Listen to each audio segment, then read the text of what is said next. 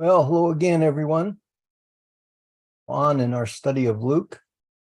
We're still in Luke chapter 2. Today, we're going to be looking at verses 15 through 20, continuing on the story of the birth of Jesus. This would be lesson 19. And today, we'll be looking at verses 15 through 20. I know that's a shocker that we would look at 6 full verses in one setting. But that's the story we got in front of us. So verse 15 says, as the angels went back to heaven, remember when we left off, the angels had appeared in the heavens and announced the birth of Jesus to the shepherds who were out in the field in the middle of the night.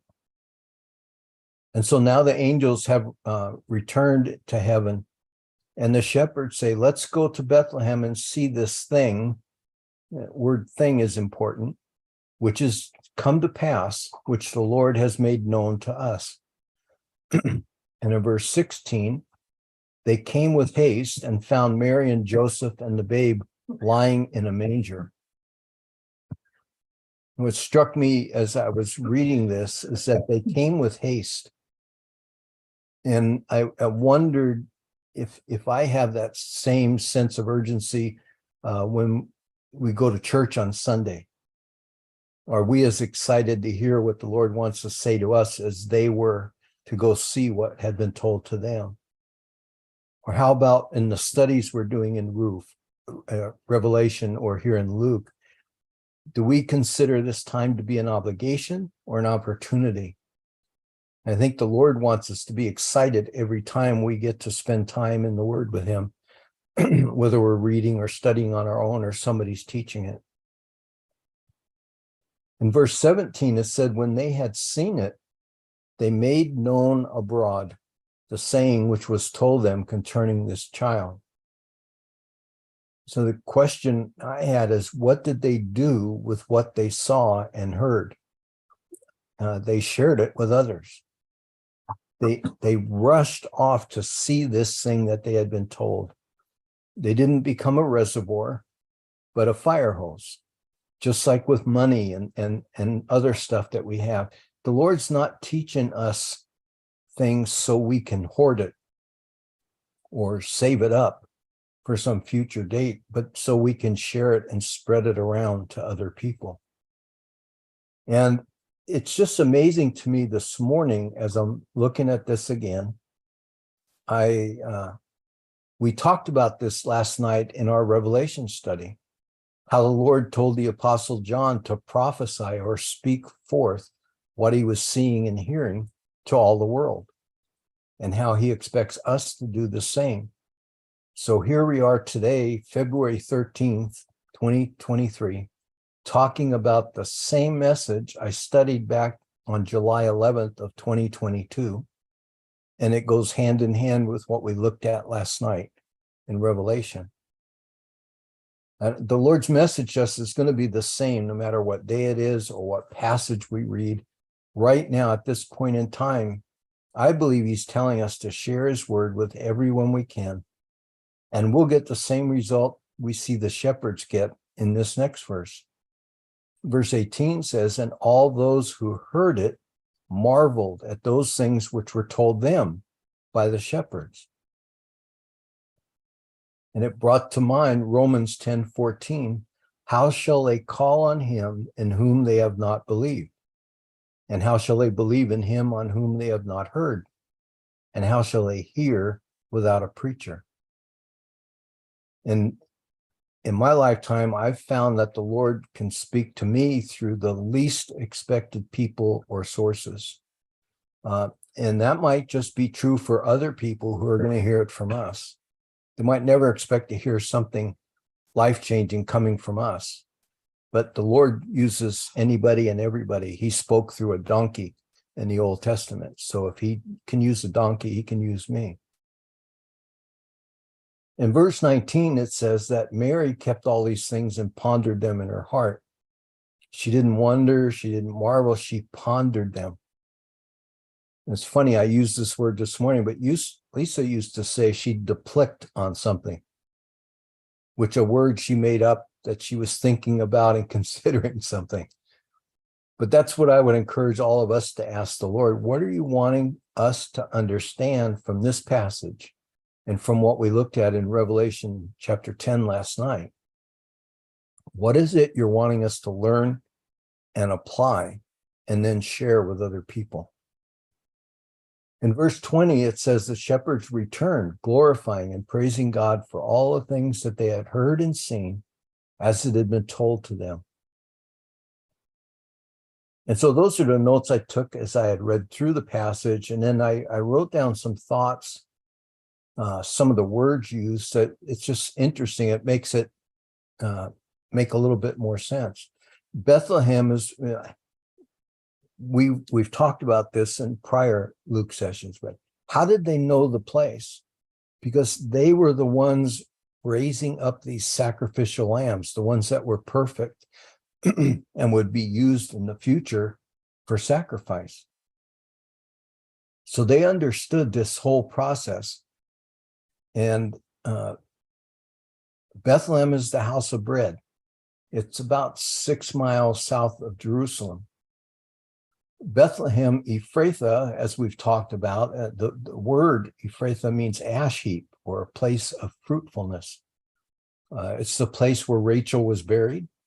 And he had to be born there to fulfill the prophecy in Micah 5:2. It says in the passage that they went to see this thing. And it was interesting to me that the word thing, the Greek word is rhema. And rhema is more or less a living word. Logos is the word in Greek that's normally used for the word, for a word, like you're reading a book and you're reading the logos, the words. But rhema is literally a living word. It's a word that jumps off the page, or it's spoken to you, and it comes alive when you see it or hear it. And we know that Jesus is the living word. And it's just interesting. Luke here says that they went to see this thing, this rhema word. And then it says it was made known to us so that they would have knowledge, thorough knowledge of this. And I can only imagine the shepherds going and arriving and telling Joseph and Mary what they saw and heard, and the vision and the angels, and then Joseph and Mary telling them what had happened, how the angel had appeared to them at different times and explained how this whole thing was going to go down. It must have been an amazing conversation. Then it says they came with haste, pseudo, speed. They desired earnestly. They ran to go see what they had been told. And it says they went to see what they were told. It doesn't say to see if it was what they were told. They believed it. And that's why they were going. They come to a manger, a crib for feeding animals, a feeding trough. They knew exactly what that was. They were told that's what they were going to find. And sure enough, that's what they find. And these are Jews. So they've been waiting for the Messiah forever, their entire lifetimes. And I doubt they ever anticipated the Messiah would come as an infant, laying in a manger in a cave out in the middle of a shepherd's field. And yet they believed it when they saw it. It says that they saw and heard. Saw is beheld or understood. They perceived it. They experienced it. And then they told it, which is exactly what we're supposed to do, share the good news. And then marveled. Others marveled at what the shepherds told them. And then it says that she kept or pondered or preserved or remembered. And I just went, why did Mary come to Bethlehem with Joseph? She wasn't required to come. Only the men were required to come. Maybe she just wanted to obey the decree. Maybe she just wanted to be with Jesus. Or maybe the gossiping of their neighbors in town that she was pregnant, but none of them had gone to or seen a wedding. So we may never know this side of heaven, but we can see that God can and will use all sorts of events and people to get his will done. Whatever and however this developed, God orchestrated the entire thing because it had to happen in this time and in this place, exactly the way it had been prophesied hundreds and maybe 1,000 years in advance. And so that for me, the life lesson was that the shepherds did what they were supposed to do. And I'm expected to do the same. I've heard the gospel. Now I've seen it work in my life. Now I need to go tell other people about it. And some of the verses that came to mind, I jotted down Micah 5:2.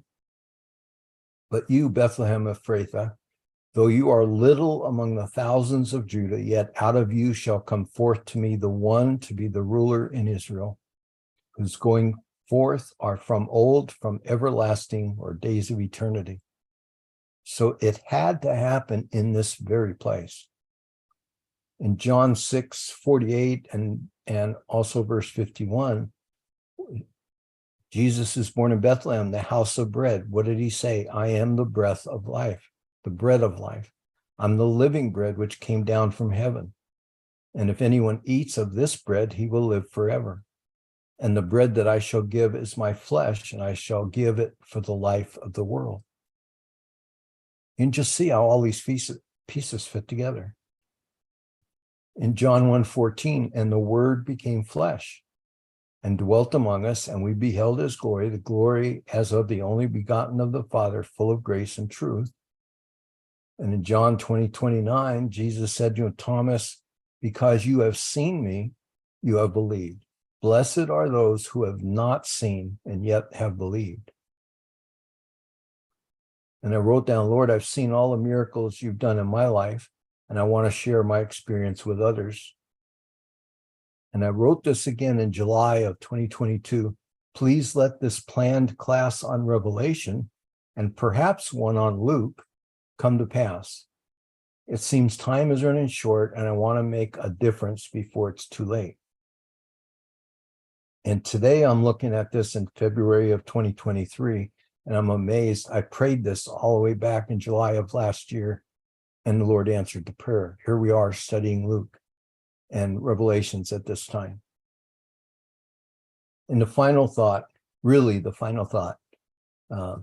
all heard this verse that God is no respecter of persons. It comes from Acts 10:34. But here we see that he reveals this amazing news to two groups of people who couldn't be more different from one another. If you consider this, that the shepherds were poor, they were unlearned, uneducated, they were Jews, and they lived nearby, relatively speaking.